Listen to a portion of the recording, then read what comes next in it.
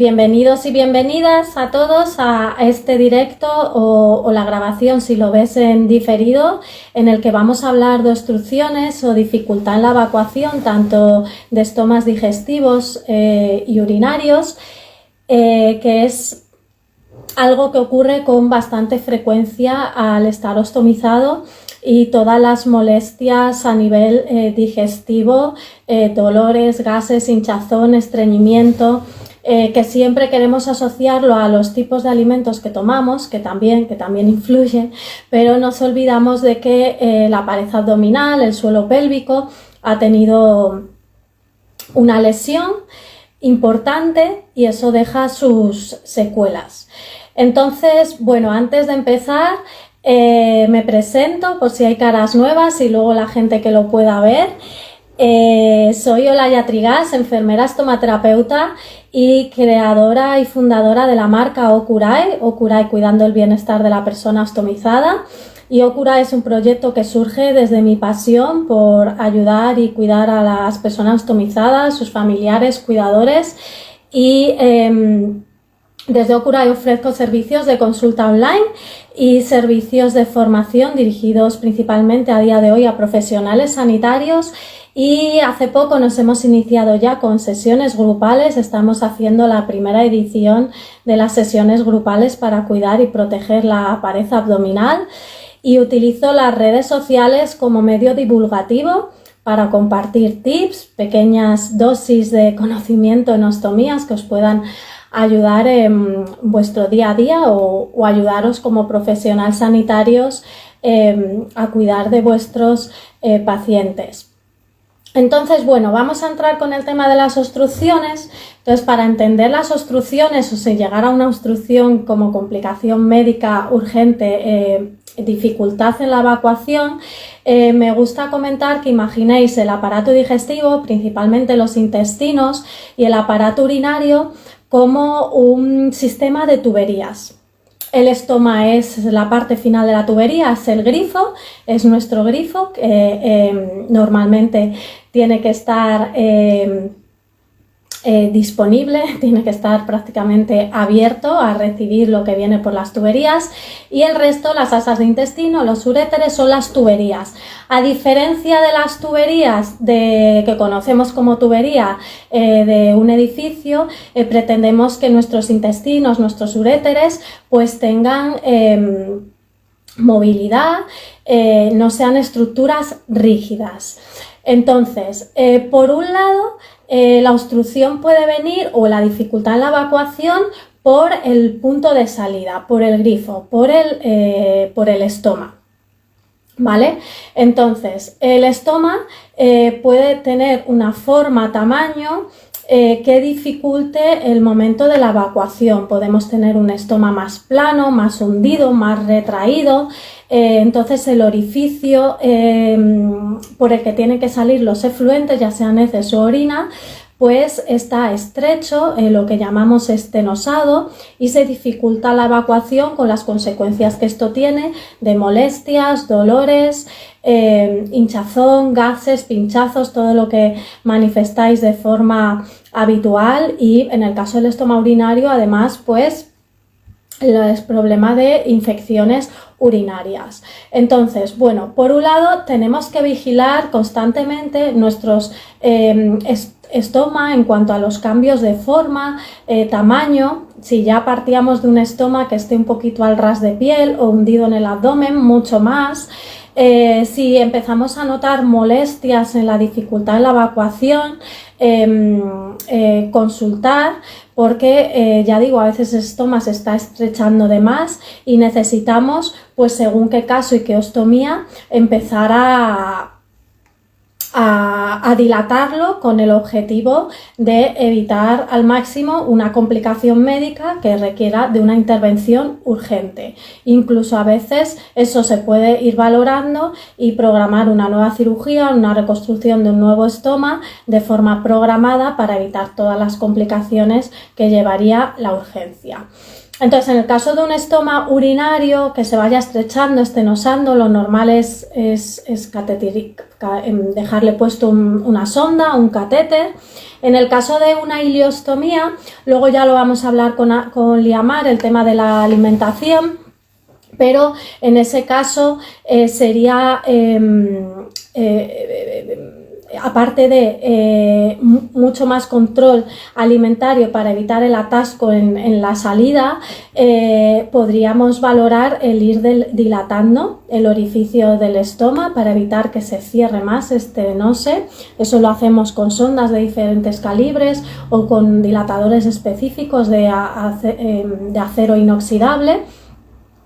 Y en las colostomías, en cuanto vemos un estoma plano, al ras de piel, según el patrón defecatorio, tenemos más campo de actuación, por así decirlo, porque podemos intentar enseñar al ostomizado la irrigación. A lo mejor la irrigación no lo hacemos con un objetivo de autocontrol, pero sí para asegurar la evacuación. Y en consecuencia pues las molestias digestivas, en consecuencia también debido a un estreñimiento importante el aumento de presión dentro del abdomen que favorece otras complicaciones y debilita aún más nuestra pared abdominal. Enseñamos al ostomizado a hacerse un tacto a través del estómago. Si hay resistencia, dificultad, pues eso tendrá que hacerlo de forma más regular, periódica, y si no es con el dedo, porque un tacto lo haríamos con un dedo, se explicaría cómo, podemos hacer uso de obturadores en caso de que entre el obturador, porque es una espuma que se expande en contacto con la humedad corporal como un Tampax. Entonces lo podemos dejar puesto unas horas a diario para mantener la apertura del grifo del estómago. Y en caso de que no entrara el obturador ni el dedo, se harían también dilataciones con otro tipo de dilatadores. Entonces, bueno, esto es, por así decirlo, en cuanto al grifo, en cuanto a la obstrucción o dificultad en la evacuación en el momento de salida del estómago. Por otro lado, algo que ocurre con muchísima frecuencia en los ostomizados, y vengo hablando de ello desde hace ya un tiempo atrás, son las hernias del estómago. La hernia del estómago no es solo lo estético, el bulto que vemos alrededor del estómago, es una complicación o consecuencia inevitable de estas cirugías, con una afectación muy alta, más del 50% de los ostomizados, dicen los estudios, pero en las exploraciones radiológicas se dice que más del 80% de los ostomizados tienen una hernia. Entonces la hernia, sus consecuencias no solo es esa parte estética, abultamiento, que puede ser molesta según el grado de abultamiento alrededor del estómago, sino que en la hernia lo que ocurre, la hernia se produce porque hay un orificio en la pared abdominal, no el orificio que veis en la piel, sino las capas hacia adentro. Hay un agujero que ha tenido que hacer el cirujano para poder sacar el estómago. Por ese agujero, por cambios en la presión en el abdomen, generalmente pueden pasar otras asas intestinales y quedarse formando un saco alrededor del estómago, que es el abultamiento que vemos en el exterior. Entonces, las asas intestinales, al no estar bien colocadas, encontrarse las tuberías dobladas, para entendernos, pues el flujo, el tránsito intestinal no es adecuado. Eso provoca todas las molestias digestivas, dificultad en la evacuación. En el caso de los estomas urinarios, lo que tiene ahí colocado la hernia son las asas de intestino. Pueden presionar el estoma urinario, dificultar la salida de la orina por el estoma urinario, y por otro lado tener todas las molestias digestivas y la dificultad en el tránsito intestinal. Entonces, para las hernias es importante el control de su evolución, y la prevención es primordial, y esto es algo que no se contempla más que con 4 consejos básicos desde los centros asistenciales habituales. Y recordaros que yo tengo programas específicos, tanto individuales como grupales, para cuidar y proteger la pared abdominal en relación a la hernia del estómago. Entonces, bueno, esto sería más o menos los problemas, molestias digestivas, dificultad en la evacuación en el momento de la salida. Esto a veces se acompaña voy a seguir hablando y al final veo las preguntas si habéis preguntado algo. Si queréis hacer la pregunta y que no se me desvíe de toda la conversación que estáis saludando, buenos días a todos, hacer la pregunta a través del cuadro de diálogo y el interrogante, así luego las miro ahí y no tengo que ir a buscar en todo el chat si habéis preguntado algo. Bueno, entonces hemos estado localizando los momentos de dificultad de la evacuación en el punto de salida, en el grifo, que es el estoma.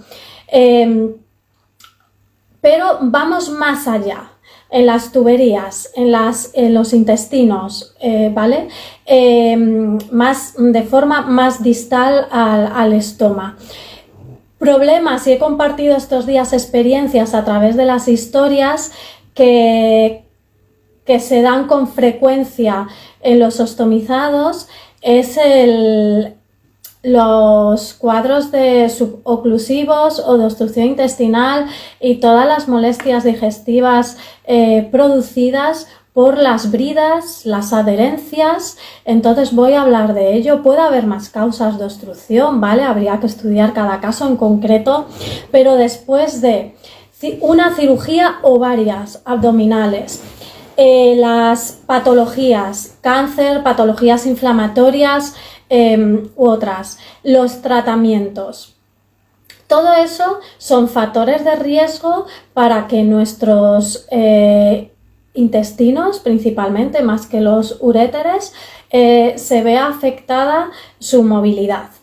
Ya digo que tienen que ser estructuras móviles, sueltas, que no estén pegadas, y lo normal es que después de varias cirugías abdominales, estas situaciones que he comentado, es que, a ver, en la pared abdominal tenéis una herida externa, una cicatriz externa, que a veces esa cicatriz que veis se vuelve rígida, dura, y notáis que tenéis dolor, os limitan los movimientos, y eso hace que la pared abdominal también no realice sus funciones de forma correcta. Eso es lo que veis por fuera, pero por dentro también ha habido una rotura del tejido normal, del tejido que forma parte del abdomen, un tejido que llamamos conjuntivo, y en el momento de cicatrizar forma cordones gruesos, fibrosos, que son las bridas.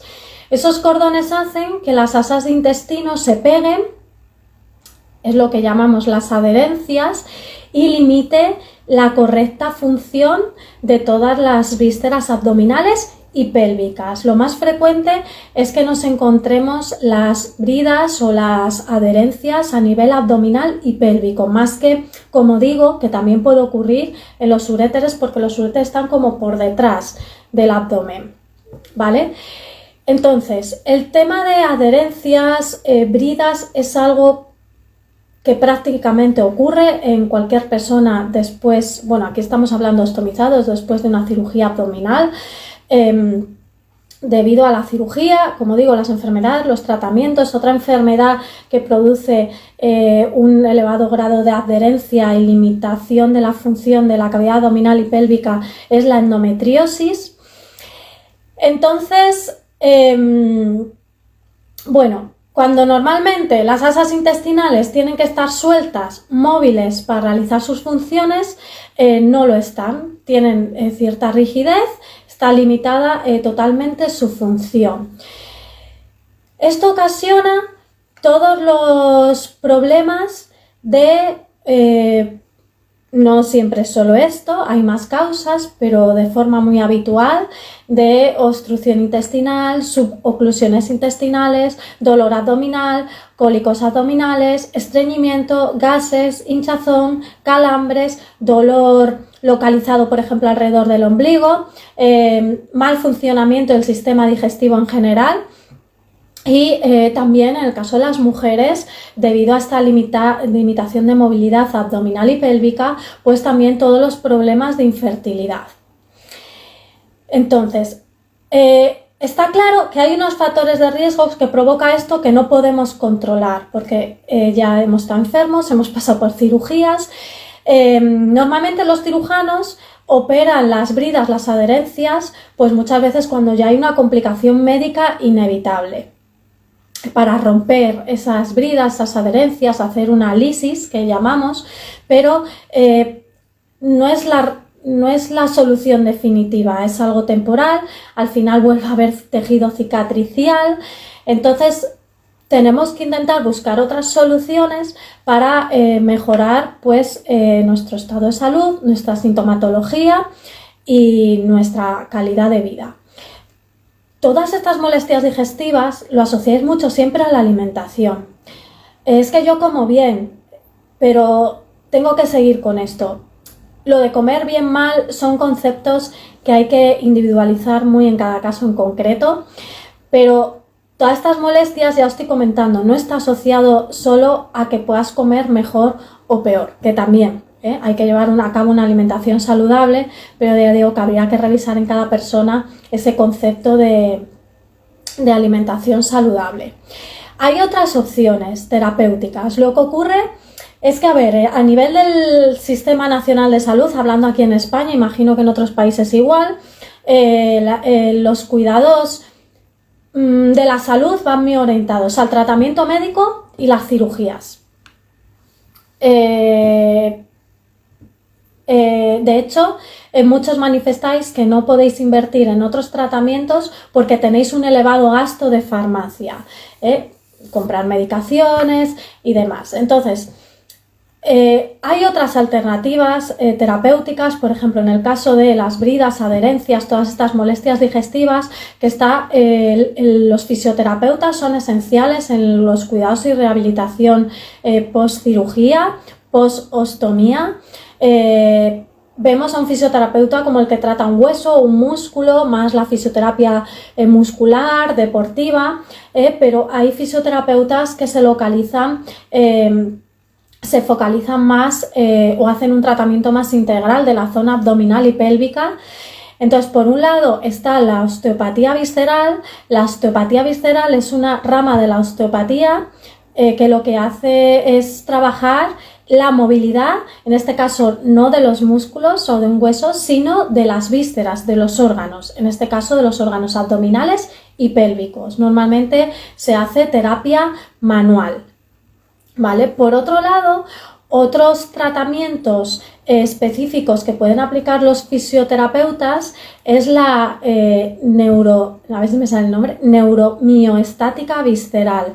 Esto lo he conocido hace poco porque siempre estoy averiguando, investigando, y en particular estos días se ha hablado de Arantxa Saldise.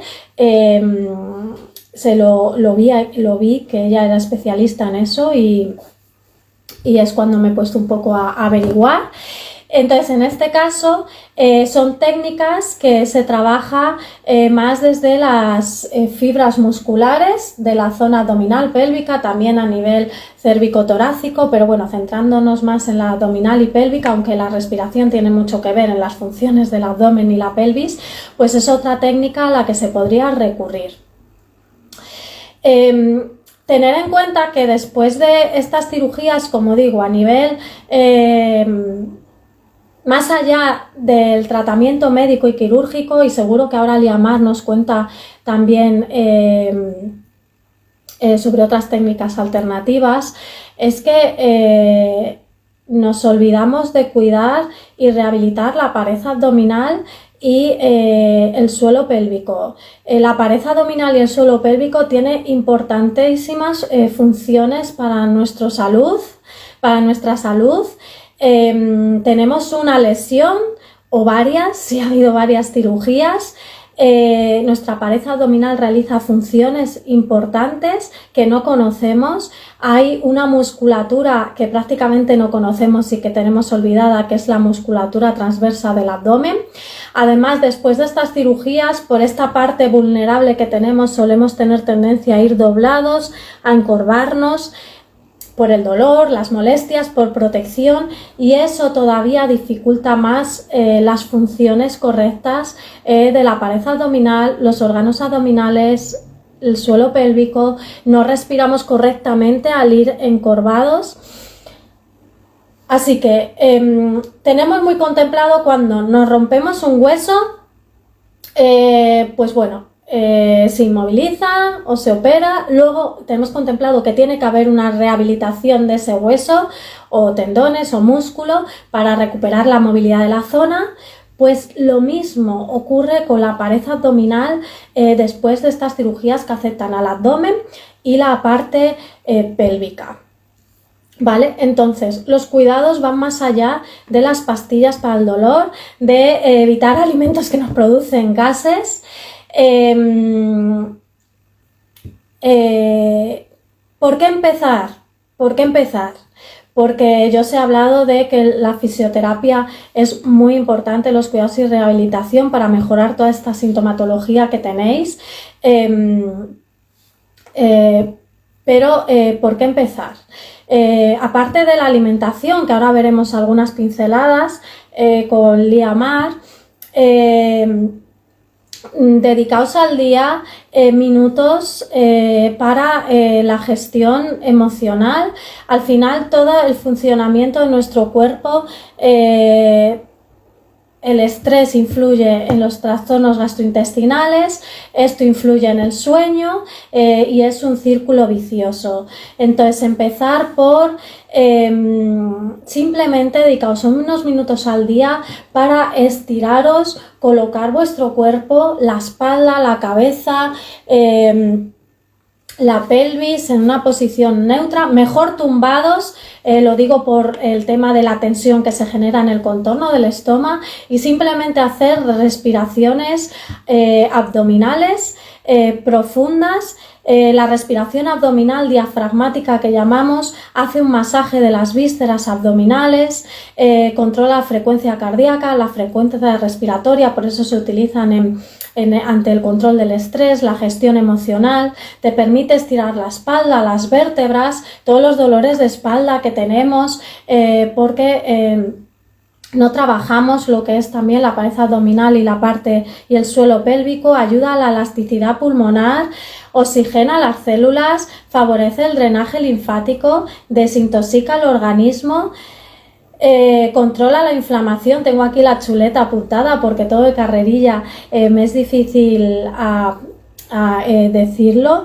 Entonces, normalmente, como estamos encorvados, respiramos oxigenando poco, así que si tienes que empezar por algo, dedica unos minutos al día tumbado, y te diría que 15-20 minutos o media hora después de las comidas aproveches a tumbarte, a centrarte, a colocar postura, centrarte únicamente en la respiración y a la par con tu palma de la mano masajear el contorno del estómago, porque como hay esa tendencia a crear tensión en la zona, hernia incipiente o ya hernia importante, masajearlo, reducir la tensión en esa zona, aprovechar esos 15-20 minutos después de la comida que es el momento en el que se está realizando todo el proceso digestivo con más intensidad.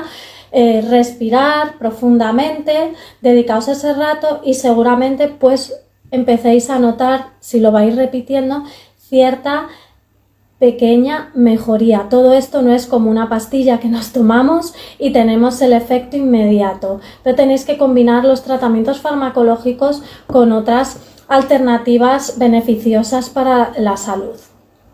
Empezando por eso, pues ya si podéis recurrir a técnicas especializadas de fisioterapia. El ejercicio físico, normalmente estáis cansados, falta de energía, todo eso a la vez te hace dormir peor. El ejercicio físico es beneficioso y siendo estomizado se debe realizar, no es que puedas, es que debes realizar ejercicio físico. Empezaremos, pues depende de cada caso, veremos cómo será la introducción del ejercicio, pero el ejercicio te va a ayudar a dormir mejor, a mejorar la salud digestiva, a reducir esa fatiga, ese cansancio. Esto es, quiero decir, barato, no requiere una inversión económica importante, tanto lo que os he dicho de dedicarse tiempo después de los minutos después de las comidas a respirar y a masajear el contorno del estómago. Aparte, en casa podéis aprender también a haceros masaje abdominal con cierta vigorosidad, con cierta presión. Eso lo enseño en el programa de cuidar y proteger la pared abdominal, que ya digo que tengo sesiones individuales tanto grupales. Así que bueno, preguntas por aquí y voy a invitar a Liamar porque otra obstrucción muy habitual que puede ir acompañada tanto de lo que he dicho, de que las tuberías no tengan la suficiente movilidad, como además el estómago no tenga suficiente apertura para la salida. Todo lo que acabo de comentar puede ser independiente o complementario. Además, en las ileostomías es importante tener en cuenta las obstrucciones alimentarias. Voy a ver que hay una pregunta por aquí.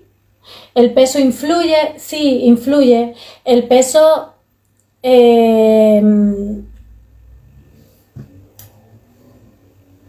a ver, después de varias cirugías, tratamientos, la enfermedad y demás, es normal que haya habido una pérdida importante de peso, que esté además debajo de los niveles que consideramos saludables. Entonces, lo normal es que cuando uno se va encontrando mejor, vaya recuperando ese peso. Debemos esperar eso hasta alcanzar unos niveles más o menos saludables, pero sí tenemos que cuidarnos de engordar de más, que debido a la inmovilidad, al sedentarismo, al estado anímico, pues es fácil que eso ocurra porque el peso influye totalmente en favorecer la hernia del estómago, en debilitar aún más la pared abdominal, en la musculatura de la pared abdominal. Entonces sí, el peso influye. Bueno, Liamar, a ver, ¿por dónde estás? A ver, ¿cómo te invito? ¿Cómo era esto? Ah. Voy a invitar a Liamar. Vale. ¿Alguna pregunta más de lo que he ido comentando? Liamar tiene una ileostomía desde hace más de 8 años, si no me equivoco, una ileostomía definitiva de una sola boca, de una sola salida, porque también podéis tener esto más de 2 salidas, pero lo que vamos a hablar es recomendable para todos. Hola. Y Liamar nos va a contar, hola, ¿qué tal? Hola. Se te oye bien. ¿Sí? ¿Se me oye bien? Guay. Gracias por participar conmigo en este directo. Encantada. No sé si he ido muy rápido en todo lo que he dicho y comentado. Espero que más o menos hayan quedado claros algunos conceptos. Es que no vais dejando preguntas y no sé si es que está todo claro o estáis así con los ojos diciendo qué nos está contando. Entonces, bueno, he invitado a Liamar, o quería hacer este directo con ella porque nos conocemos ya desde hace un tiempo. Tiene una visión muy integral de la salud. Ella con su ileostomía en los inicios, ahora nos contará, ha sufrido varias obstrucciones. Sí. Además, todo lo que acompaña, sin llegar a ser una obstrucción, molestias digestivas, cansancio, fatiga. Vale, entonces, cuéntanos un poco cómo fue tu experiencia del inicio. Vale. Y cómo te has cuidado esa visión integral que tienes de la salud para llegar a este punto, que estás fenomenal, salvo que el otro día tuviste una obstrucción que te requirió de ingreso hospitalario. Pero bueno, cuéntanos un poco cómo fueron tus inicios y qué hiciste para cuidarte. Vale, sí, mejor en orden cronológico porque es verdad que si empiezo con lo que hago ahora puede chocar bastante, ¿no? Entonces sí que es verdad que creo que está bien empezar por ahí. Bueno, que por cierto, si hubiera si hubiera podido ver todo lo que has comentado ahora, me habría venido fenomenal. Pero bueno, es verdad que lo tuve que ir aprendiendo un poco a poco sobre la marcha, ¿no? Yo me operaron por una colitis ulcerosa, me quitaron todo el intestino grueso, tengo una ileostomía definitiva, y esto fue hace unos 10 años más o menos, en 2012, un poco menos de 10 años. Y bueno, los primeros años la verdad que muy bien. Es verdad que nunca me hablaron de, como has comentado, nunca me hablaron de cómo prevenir hernias ni nada de eso, no tuve esa información. Pero bueno, me dieron la típica faja, estuve con ella los primeros meses, la faja esta que es rígida, y nada, y poquito a poco empecé a hacer vida normal, me fui a vivir a China, o sea, yo hice un poco de todo, ¿no? Y, y las obstrucciones llegaron un tiempo después, hace unos 7 años, cuando empecé a trabajar. Porque, claro, en la época de estudiante, pues yo estaba muy feliz y relajada, pero luego vino la época de trabajar, de estar muchas horas sentada en un escritorio, no moverme, tener mucho estrés, comer deprisa y bueno, pues eso tuvo consecuencias, ¿no? Y la primera fue la primera obstrucción intestinal que conocí, que yo no sabía ni lo que era eso. Yo llego, estaba en el trabajo, comí y a las pocas horas empezó ese dolor intenso que cada vez iba más, que era como una especie de contracción, ¿no? De que el intestino está haciendo fuerza pero no puede. Y bueno, pues se me ocurrió la genial idea de decir, bueno, pues a lo mejor si le doy más comida, pues consigue sacar el alimento que se ha quedado bloqueado, ¿no? Porque empecé a entender que quizás que algo se había quedado bloqueado, ¿no? Total, que eso no iba mejor y bueno, y me acabaron ingresando y estuve, no sé cuánto tiempo estuve, esto estaba en Zaragoza. Y bueno, me estuve ingresada, me pusieron la sonda nasogástrica y bueno, esa fue la primera experiencia que tuve de unas cuantas más a raíz de eso. Que fueron, o sea, ninguna de ellas llegó a ser necesaria la operación, pero siempre estaba el run run de que podía pasar. Ay, no sé si me ves que me ha dado justo todo el sol. Si te has puesto un Pero poco me en alejo un sombra. poco. Aquí, vale. Ahora, Vale. Entonces, bueno, yo desconocía mucho todo lo que estaba ocurriendo. En ese momento no tenía información. Además, en el hospital en el que estaba tampoco tenían experiencia con ostomías, entonces era un poco todo a la aventura. Y, y bueno, las primeras obstrucciones yo no era muy consciente de lo que tenía que hacer, ¿no? Cuando acababa de tenerlas. Entonces yo pues volvía con mi vida normal más o menos porque realmente no tenía consejos de qué es lo que tenía que hacer para prevenirlas, ¿no? Entonces tuve unas cuantas allí en Zaragoza y llegó un punto que lo asocié mucho al estrés y dije, mira, pues yo no puedo seguir con este tipo de trabajo, con este horario tan rígido, esta tensión, tal. Entonces al final dejé el trabajo para dedicarme a ser traductora autónoma. Estaba en una agencia y me fui de autónoma. Pero claro, cuando llegué a mi casa con mis padres para empezar un poco al nivel de ahorrar un poco y ver por dónde iba, pues noté que seguía teniendo obstrucciones, no al mismo nivel, pero seguía teniendo obstrucciones. Y dije, a ver si va a ser también otras cosas, no va a ser solo el estrés. Y ya empecé a asociarlo a ciertos alimentos, pero ya mucho más tarde. O sea, esto fue como ir poco a poco conociendo de dónde venía todo, qué factores podían influir. Pero aún así, yo como no tenía una guía, pues digo, vale, a lo mejor esto es lo que me está afectando, lo cambio. Pero hasta que llegó una obstrucción muy fuerte, que ya fue aquí en Madrid, donde vivo, en el que ya me dijeron, o sea, ya vieron que era muy posible operación, para tener la operación, ahí ya fue como, vale, tengo que buscar otras cosas, necesito a alguien que me oriente, necesito informarme mejor. Y nos pusimos a buscar en internet en inglés, porque en español no encontrábamos nada, y vimos lo de la manipulación visceral que comentas. Y digo, vale, digo, esto vamos a ver quién lo puede hacer. Y encontré, también hablaban de acupuntura, hablaban de mucha de osteopatía, bueno, osteopatía en relación con la manipulación visceral y todo esto.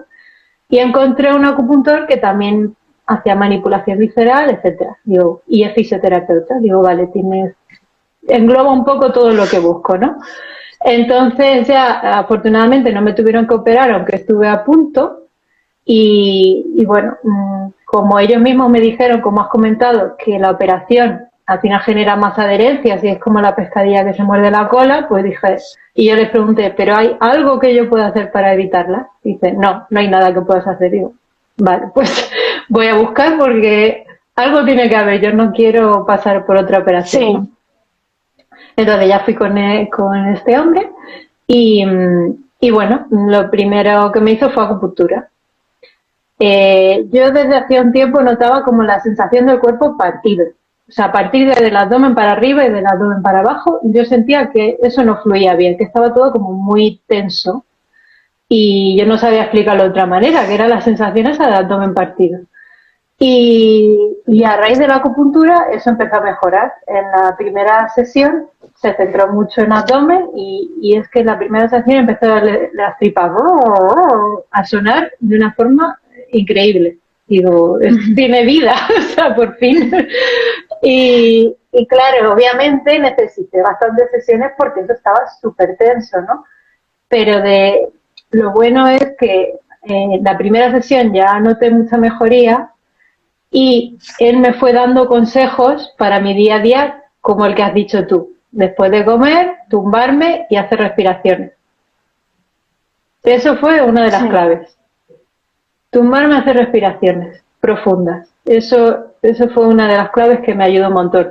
Empezó eso con consejos pequeñitos que nos fueron ayudando mucho, como ese, como decirme, ¿por qué no pruebas con aquellas cosas que... O sea, por ejemplo, con la fruta, ¿por qué no pruebas a tomarla cocinada? La verdura, pues, triturada, etcétera, etcétera.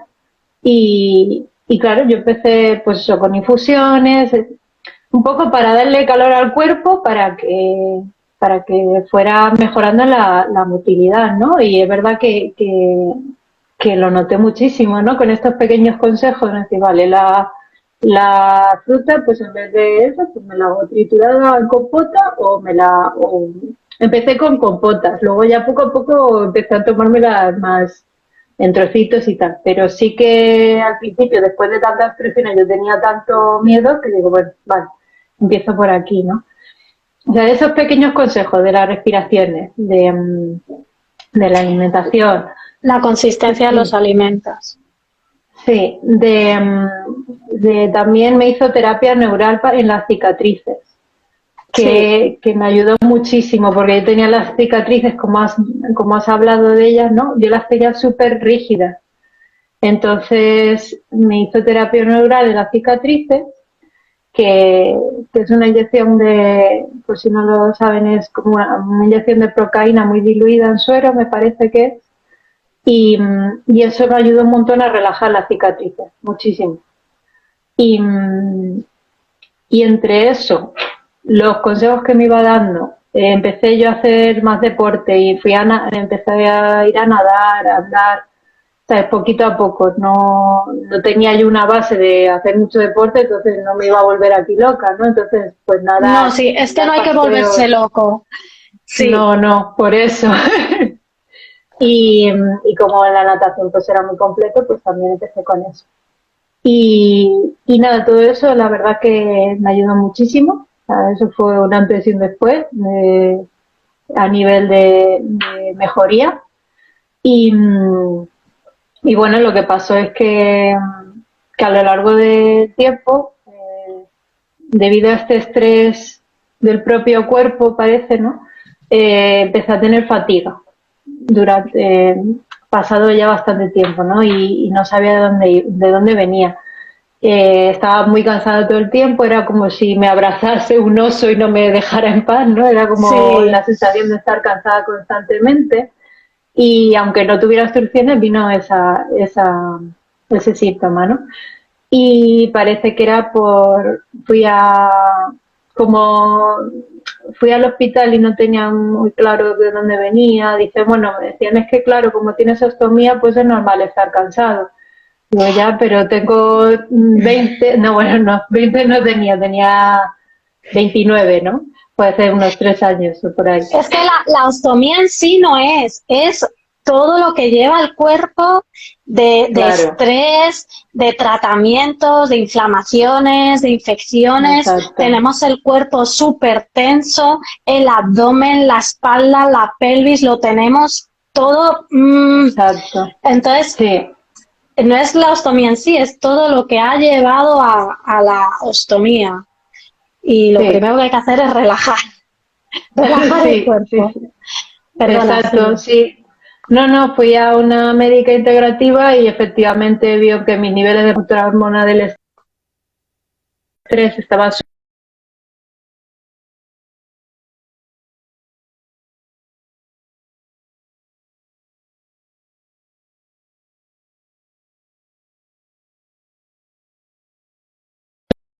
A medicina integrativa.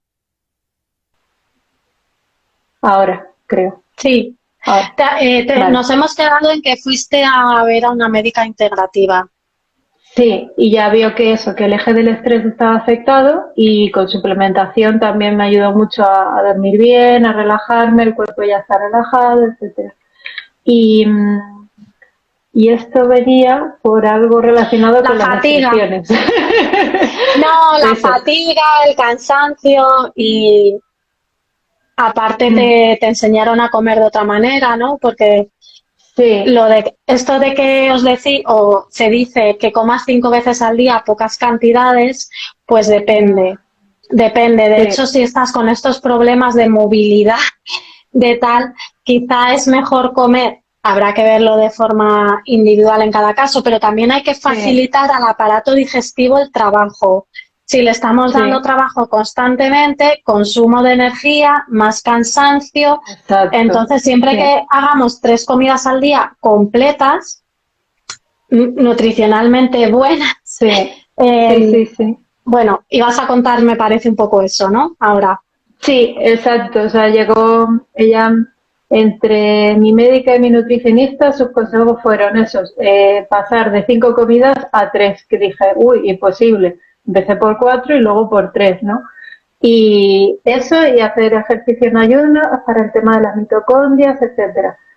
Eso fue clave también. O sea, es como fue un camino gradual, ¿no? En todo esto, pero que iba poco a poco encontrando gente que me iba guiando de qué cosas podía hacer yo para seguir mejorando. Y efectivamente, lo de comer 3 veces al día, alimentos nutritivos, evitar todo aquello que pudiera irritarme, como azúcar, obviamente alcohol, café, gluten en mi caso también tampoco tomo por el tema de que, bueno, aunque yo no tenga supuestamente colitis ulcerosa, sigo teniendo una enfermedad autoinmune y hay que un poco tenerlo eso a un a raya. nivel que no haya inflamación, ¿no? Entonces, pues todo aquello inflamatorio que me dijeron como cuáles evitar a toda costa y cuáles pues seguir introduciendo, ¿no? Entonces, poco a poco me fui acostumbrando a no comer nada con azúcar, a no prácticamente no ir al supermercado porque lo que compro es verdura, fruta, proteína, o sea, carne y pescado, ¿no? Y bueno, ir aprendiendo un poco a cómo cocinarlos para que me sentaran bien, ¿no? Sí. Para evitar una obstrucción, que básicamente en mi caso, pues aquellas verduras que sé que cuesta más digerirlas, pues tomar las trituras ya sea en puré, en crema o en paté incluso. Me acostumbro a hacerme patés Vegetales, ¿no? que no, bueno, es una forma de, o sea, sí, son vegetales porque es la verdura ya al vapor, pero la trituro con levadura nutricional que tiene como el sabor ese de queso y con aceite y luego pues eso en tostadas o tal. Y la verdad que ahora, hoy en día, consumo mucho más fruta y verdura Que que antes. antes de las obstrucciones, muchísimo más, mucha más variedad porque me interesa que, como ella me contó, que haya rotación de alimentos, ¿no? Que no comamos siempre las mismas cosas, que intentemos darle variedad a, al cuerpo, Sí, ¿no? Que tenga sus nutrientes de todo tipo. Y, y eso, y bueno, y el deporte, que para mí también ha sido fundamental. Es verdad que hoy en día estoy entrenando fuerza porque para la fatiga es fundamental, pero lo hago con entrenadora porque desde el principio, sin tener una base y con ostomía, pues quería que alguien me guiase y hacerlo lo mejor posible. Y eso también ha sido clave en todo, o sea, el moverme, el respirar, el hacer ejercicio, el alimentarme bien y el quitar el estrés. Eso ha sido fundamental.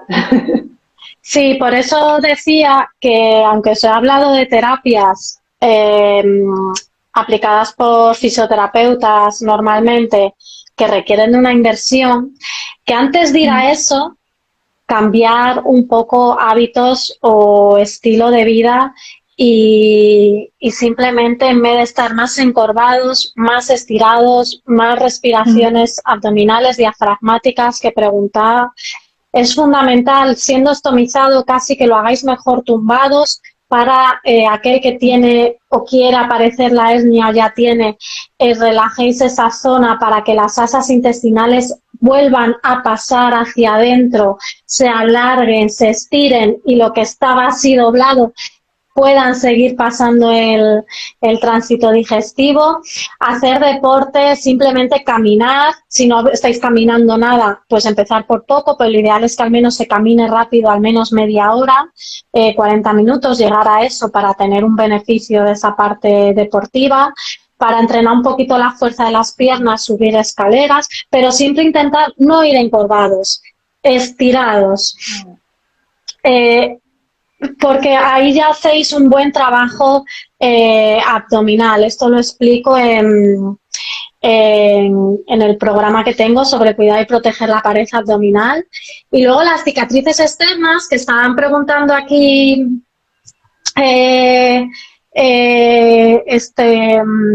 Paco, las cicatrices externas se pueden combinar con terapia manual, terapia de radiofrecuencia, la terapia neural, no sé exactamente si es la radiofrecuencia. En definitiva, lo que quiere... Inyecciones. En el caso de inyecciones de procaína muy diluidas en suero, que se ponen directamente en la cicatriz. Lo que se pretende es un poco que el tejido que se ha endurecido vuelva a ganar elasticidad, se renueven los fibroblastos, las células necesarias, el colágeno, llegue más irrigación a la zona. Entonces, hay diferentes tipos de terapias. Exactamente, Paco, lo que comentas, no sé cómo se aplica.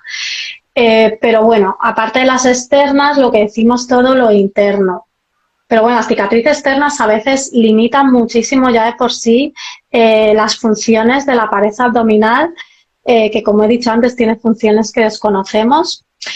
Y respecto a los alimentos, un poco en resumen de lo que ha contado Liamar, no por tener una ileostomía hay que eliminar las frutas y verduras. Lo más importante es ver cómo comemos, cómo cocinamos y revisar. Me han comentado ya varias veces obstrucciones por los rollitos de primavera.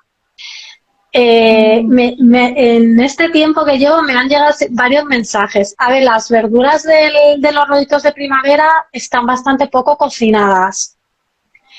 No me parece extraño y aparte el rollito de primavera normalmente, aunque yo no lo hago así, pero se hace frito. Se fríe la corteza de fuera. Lo que pasa que eso es fritanga, grasa mala para el cuerpo, unido a las verduras poco cocinadas. Entonces, no siempre es dejo las legumbres porque me da dolor, gases, no, es que comer despacio, triturar bien, o sea, en el resto del aparato digestivo no hay dientes, solo están en la boca. Y unas lentejas que te comas y tragues te van a salir enteras en el caso de la ileostomía por ahí. Pero aunque no tengáis ileostomía, colostomía, aunque no vais a tener una obstrucción alimentaria, hay que darle poco trabajo al aparato digestivo. Por eso lo de comer muchas veces al día, estar picoteando, que además a veces picoteamos alimentos que no son nutricionalmente buenos, no no siempre es lo adecuado para todos los pacientes. Entonces, y luego otra cosa que te quería preguntar, Liamar, porque la gente, claro, dice, es que me limito a comer tal y es una dieta muy aburrida. ¿Tú haces una dieta aburrida? No, no, la Para verdad nada. que no. Si la seguís en No. su perfil o en el perfil de Deslíate, pues veréis, hace una alimentación súper variada y nada aburrida, se hacen unos preparados eh, increíbles, o sea que se puede jugar mucho con los alimentos, también se puede aprovechar para el control del estrés, la gestión emocional, buscar recetas, alternativas, poneros a cocinar, ese momento en la cocina en el que estáis creando algo, trabajando vuestras manos, la cabeza está centrada en eso, vais a ayudar a relajar mucho. Sí. Yo, por Y ejemplo, también ahora no intento evitar comer con la televisión puesta o, ¿sabes? Para centrarme directamente en la comida, porque es verdad que cuanto más estímulos externos tengas, sí, menos presente tienes lo que estás haciendo, ¿no? Entonces, todo influye. sí. También es Sí, adquirir más conciencia de lo que estamos haciendo siempre en cada momento, de nuestra sí. postura, de la comida. Otra cosa es estar comiendo y hablando mucho, o sea, esa distracción de estar hablando. Entonces, el acto de comer tiene que ser súper consciente y súper íntimo, por así decirlo, aunque tengas a gente alrededor. Otra cosa, pensar que en el caso de las iliostomías, la fibra o los vegetales, frutas, verduras, o sea, no hay que abandonarlos, pero pensar que prácticamente la fibra pasa intacta por el intestino delgado. Principalmente las funciones de digerirla y demás se hacen en el colon. Pero por eso es tan importante, sea insoluble o soluble, que está preguntando aquí una persona, que se la deis trabajada, desmigada, cocinada, triturada bien por la boca, porque tiene beneficios para la salud, aunque no llegue al colon, pero mal trabajada. Igual ocurre con los cereales integrales, que pregunta aquí Lidieta. ¿Tú tomas cereales integrales? Yo no.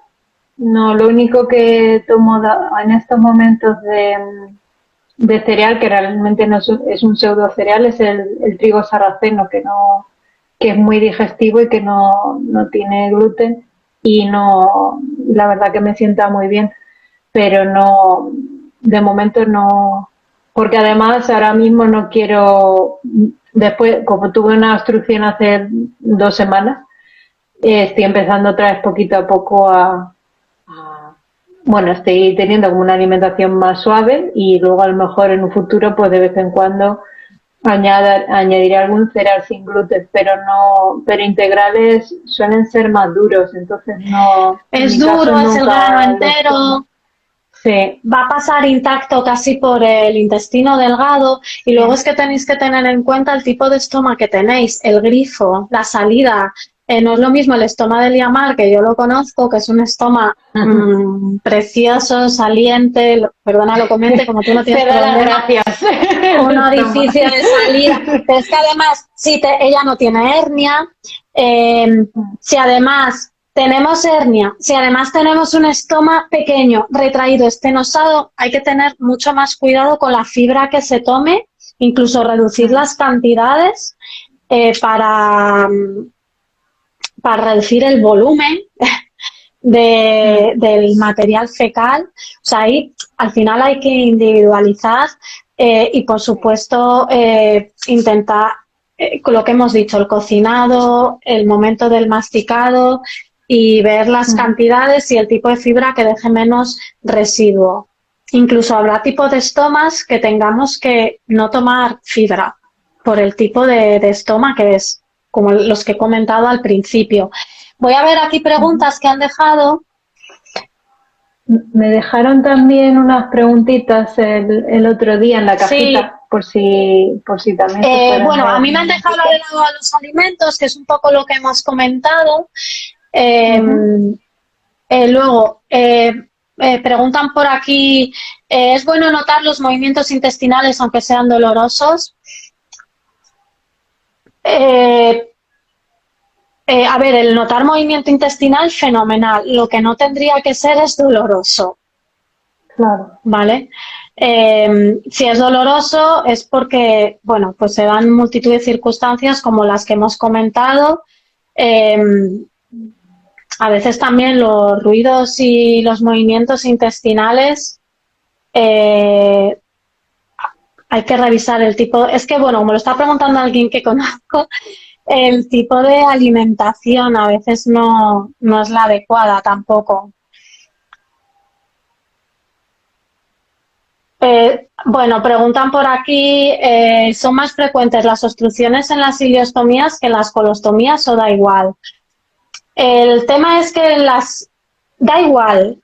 Eh, lo que ocurre es que en las ileostomías se añade las obstrucciones alimentarias, que en una colostomía por un alimento no se va a obstruir, pero hay una elevada incidencia de obstrucciones intestinales por las adherencias, las bridas que he comentado antes a nivel del colon y que eso provoca estreñimiento o que hay otro estreñimiento provocado por otras causas, secundaria a enfermedades o un estreñimiento funcional y además si se une, si hay un estoma cerrado, estenosado, pequeño, retraído, pues lo que sufre más las ileostomías por el tema de los alimentos, pero por lo demás, pues el riesgo es un poco todo lo que hemos comentado. ¿Qué ocurre si no tengo pared abdominal? Creo que no está bien entendido el concepto de pared abdominal. Todos tenemos que tener pared abdominal, aunque la pared abdominal es la pared abdominal, ¿vale? Hasta aquí. Todo incluso, o sea, se une con la pelvis, es la zona abdominal y pélvica. Lo que la podemos tener es más debilitada, pero pared abdominal tenemos que tener. No sé si ¿a qué te referías con la pregunta? ¿Quién la ha hecho? Vale, el peso influye. Otra pregunta, ¿habéis notado presiones en el recto remanente cuando tenéis la menstruación? Yo noto además que segrego más moco y sangre seca. A ver, con la menstruación normalmente hay una inflamación. O sea, hay un proceso hormonal, inflamatorio y demás, como tenemos normalmente una pelvis no trabajada, algo rígida, mal colocada, no tenemos buenas posturas y demás, eh, lo que te está ocurriendo no me parece nada extraño. Yo, de hecho, Yo, aunque no tenga recto, sí que en el pasado no tenía esa, justo lo que ella comenta, esa sensación de como de recto fantasma, ¿no? De presión ahí en esa sí, zona. Y eso es verdad que al bajar la inflamación mucho y al ir a un quiropráctico para que me recolocase la pelvis, eso se me ha ido, pero sí que es verdad de, que esa sensación la he tenido en el pasado también. de hecho, con la menstruación, sin tener ostomía ni cirugías abdominales, se suelen notar muchísimos cambios en el patrón defecatorio, en las presiones en la zona, en las relaciones, o sea que lo que pregunta Lidieta no me parece fuera de lugar, ¿no? Vale. La persona que decía que no tiene pared abdominal es que tiene un injerto para cerrar el abdomen. Eso ocurre no con mucha frecuencia, pero puede ocurrir. Entonces, la zona del injerto es una zona eh, porque no se puede estar con el abdomen abierto, pero que a la vez dificulta mucho el trabajo que tiene que hacer la pared abdominal, que como digo tiene importantes funciones en la respiración, de protección de las vísceras abdominales, de aliviar presiones, de movilidad. Entonces es una pared abdominal que tiene muy limitada su función a causa del injerto, pero que igualmente todo eso se puede trabajar para mejorar. Y cómo alimentar la microbiota del colon cuando tenemos una ilio y no hay tránsito. Bueno, yo justo estoy haciéndome pruebas de microbiota, así que... Sí, pero para el intestino delgado. Sí. La pregunta va con el colon excluido. Con el colon excluido no alimentamos la microbiota. Y no está instaurado si en algunos sitios se hace el estar pasando, si es un estoma de dos bocas, de dos salidas, un estoma nasa, el pasar las propias heces de un lado a otro. Pero eso todavía no está muy instaurado. A día de hoy esa microbiota no se alimenta, por eso cuando hay un cierre de la ostomía, pues hay al principio diarreas, colitis por derivación, hay que volver a sembrar esas bacterias, alimentarlas, a probar tolerancia, a comer e introducir de forma muy progresiva los alimentos y volver a trabajar esa microbiota, porque mientras está excluido no se trabaja habitualmente.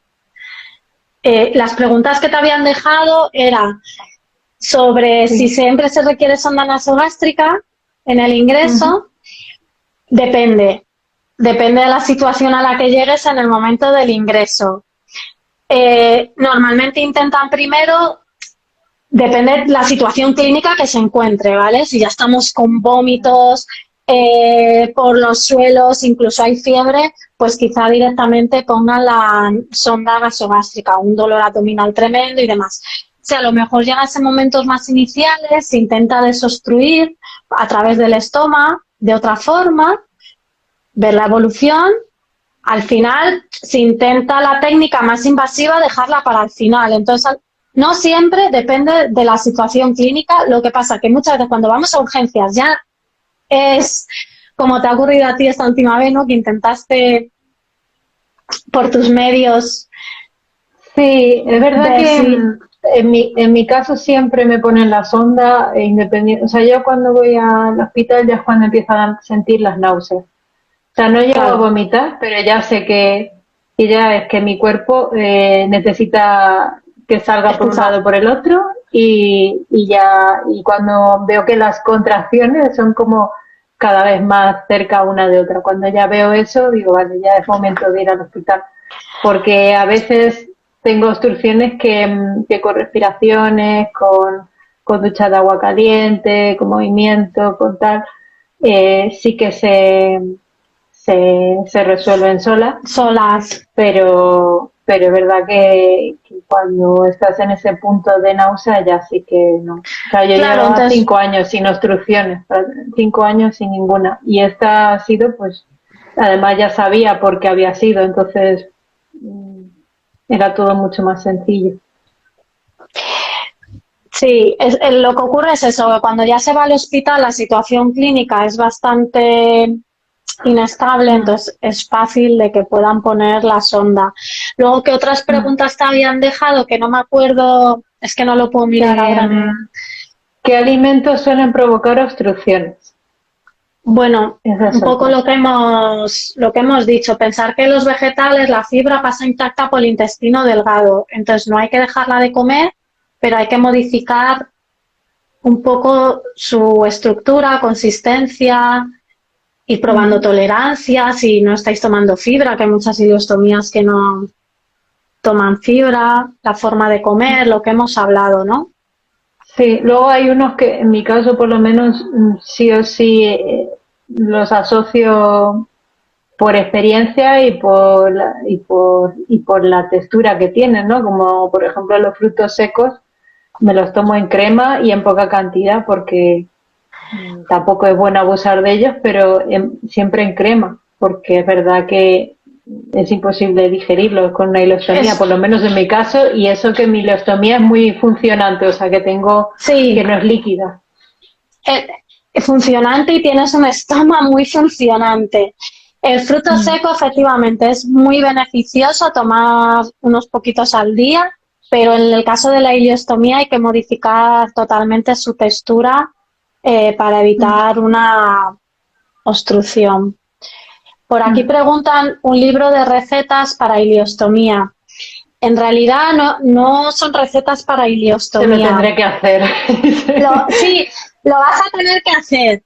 Pero en Sí. realidad yo voy compartiendo Cuando alguna vez termine el FP. sí, alguna receta.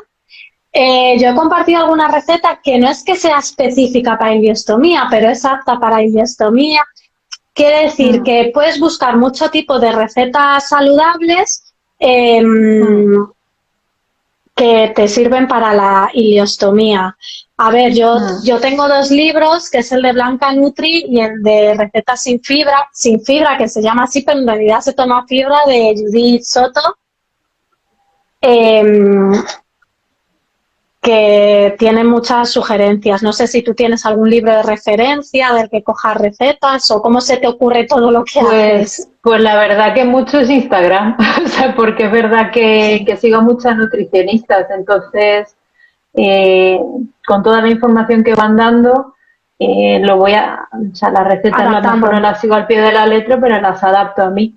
Sí, Entonces, de ahí saco muchísimas recetas. eso, tener en cuenta Mm, en el caso de ileostomías que si no estáis tomando nada de fibra, la introducción tiene que ser muy poco a poco y buscar recetas saludables y adaptar siempre el cocinado de la fibra, por así decirlo, ¿no? mm. Y a modo general, bueno, fibra, frutos secos, lo que hemos Sí, estado los que son comentando. más fibrosos, ¿sabes? Yo, por ejemplo, ya tengo identificado varios que sé que no, por ejemplo, la piña, pues no la como porque no la digiero bien, la alcachofa tampoco, entonces la hago a lo mejor en paté, cosas así que para adaptarlas también, para incluirlas, pero hay algunas que sé que el plátano, por ejemplo, si es el plátano que conocemos nosotros como fruta, no, él y yo no nos llevamos bien. Entonces Sí. ese no lo consumo, pero porque lo he probado de varias formas, cocinado también, hasta en pan, el típico pan de plátano y tampoco me sienta bien. Entonces, pues es también muy individual, como has comentado. Hmm. Y Mm. a ver, es que habéis ido dejando preguntas en el chat y se han ido Mm. perdiendo, pero eh, a ver, aumentas las ingestas antes, durante y después. No sé cuál es tu pregunta exactamente. Lo que se pretende es que las comidas principales sean con todo el aporte nutricional que se necesita, ¿no? Proteína, grasa y, y vegetales. Si falta algo, si solo te tomas un café con galletas al desayuno, pues no puedes estar hasta el mediodía sin comer. Mm. Lo Sí, ideal a sería mí me tomarse una queda, tostada con aguacate y huevo o algo así, mm, ¿no? sí, comidas más Depende saciantes, claro. más hacia antes. Porque Mm, el tema de la leche con galletas, pues a la hora ya tienes hambre, porque hace el pico de azúcar sí. así. No sé si te referías a eso, Paco, y Los líquidos, también pregunta lo de los líquidos. Yo, por ejemplo, en las comidas no bebo agua prácticamente. O sea, bebo entre comidas.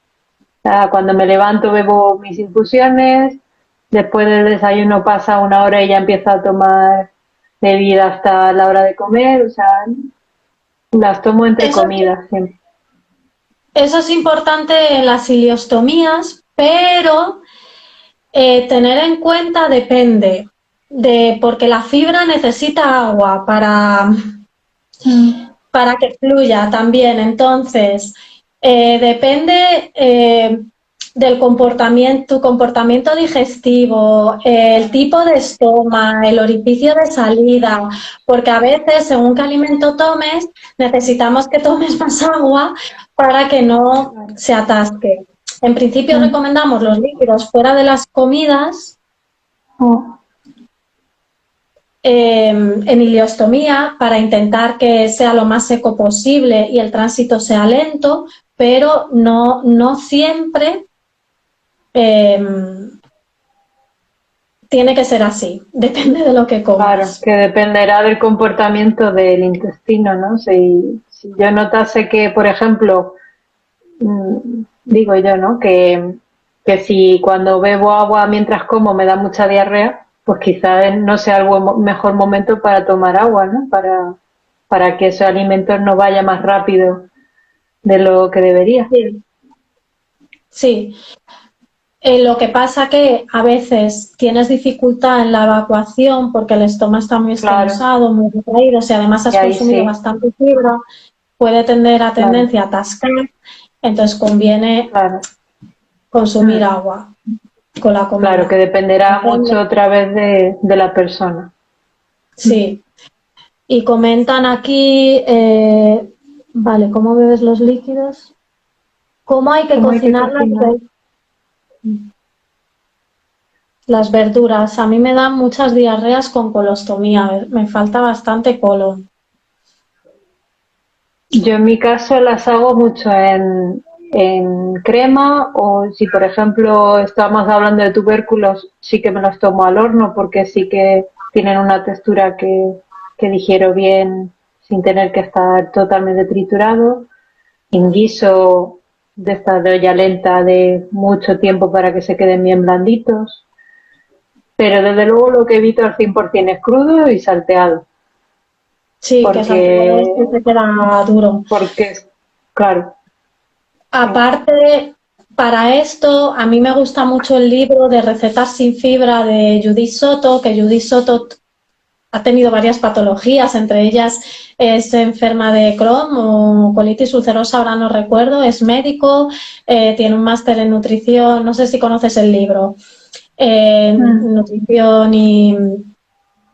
bueno, máster en nutrición, no me acuerdo exactamente de la titulación. La cuestión es que hizo este libro, no es que sean recetas sin fibra, sino es de cómo tomar la fibra y no morir en el intento.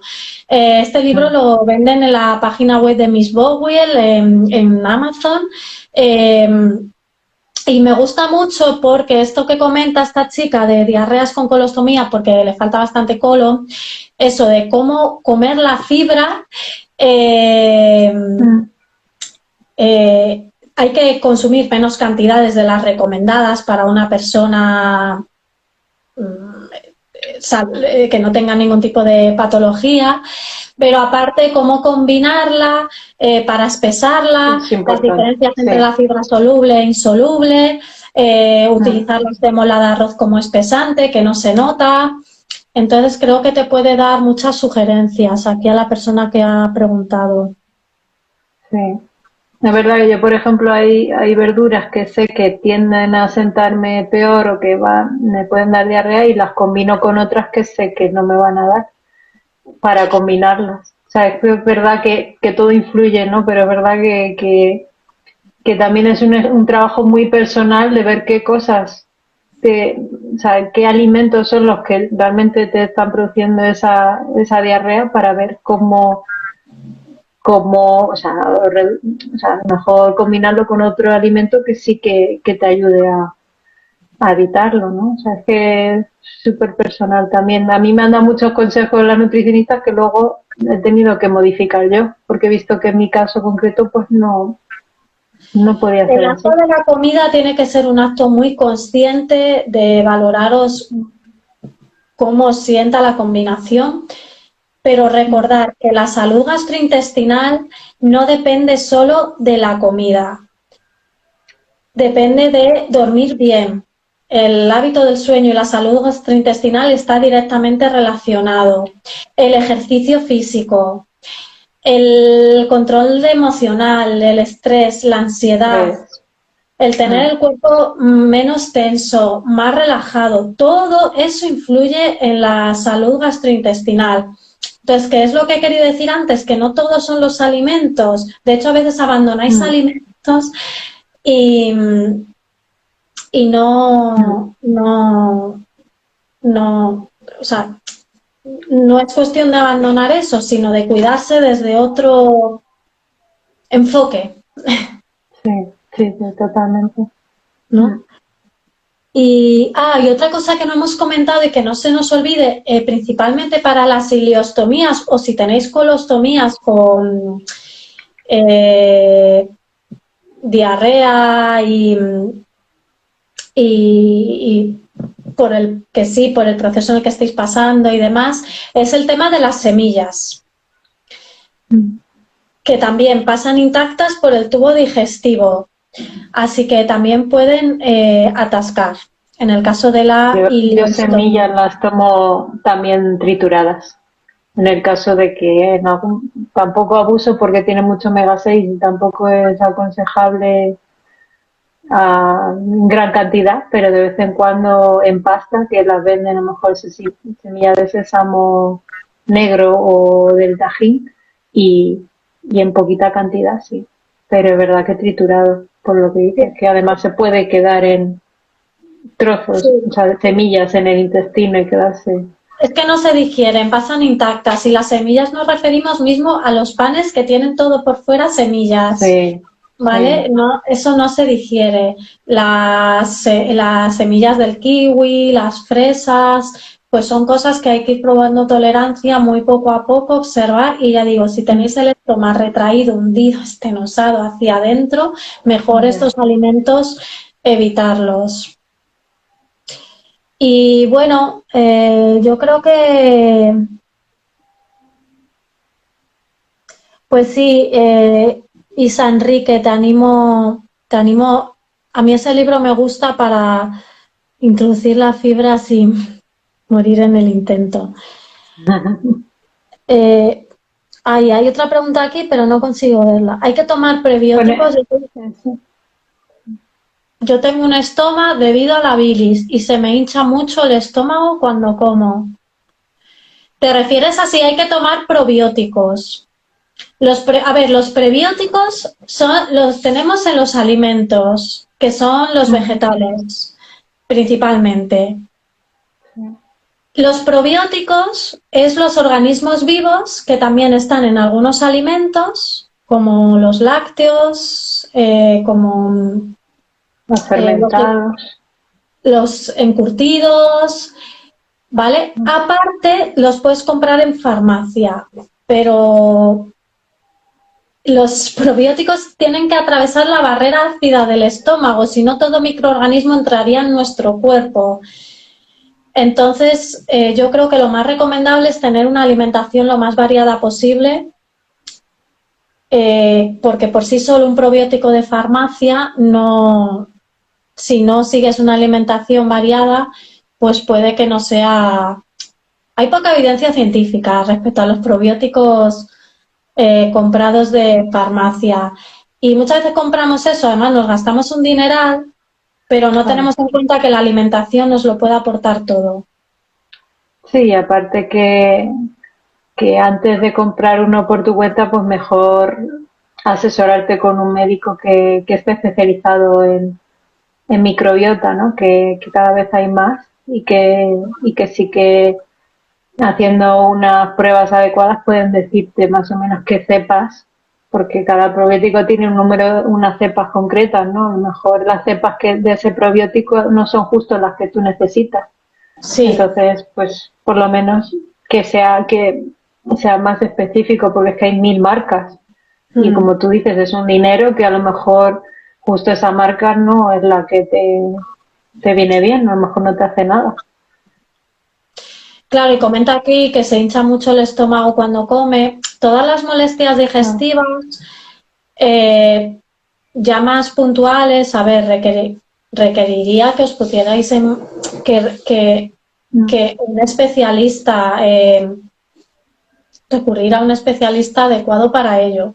Pero vuelvo a lo mismo. Puedes ir al especialista y gastarte dinero, pero estás haciendo todo lo demás, dormir bien, controlar el estrés, ejercicio físico, porque es que a veces todas las molestias vienen de todo lo que hemos hablado hoy, de malas posturas, de toda la tensión en la zona abdominal, pélvica. Entonces, empezar por poco. Lo que ha dicho Liamar que hizo, lo que os he comentado yo, lo que hemos ido hablando. Pregunta especialista. Bueno, yo me refiero a un médico o sea, un médico digestivo, pero especializado en microbiota, que ya hay cada vez más personas Sí. que están especializadas en eso, y nutricionistas especializados en microbiota, etcétera. O sea, que Sí, poco a poco, es verdad que todavía queda mucho por investigar ahí, pero ya cada vez, de hecho a mí me han hecho una prueba y han visto que hay 2 bacterias como súper altas que no deberían estar ahí y van a ver cómo bajarlas a través de, pues, de lo que tenga que ser, ¿no? Pero sí que hay cada vez más maneras de adaptar y tratar de manera individual todo eso, ¿no?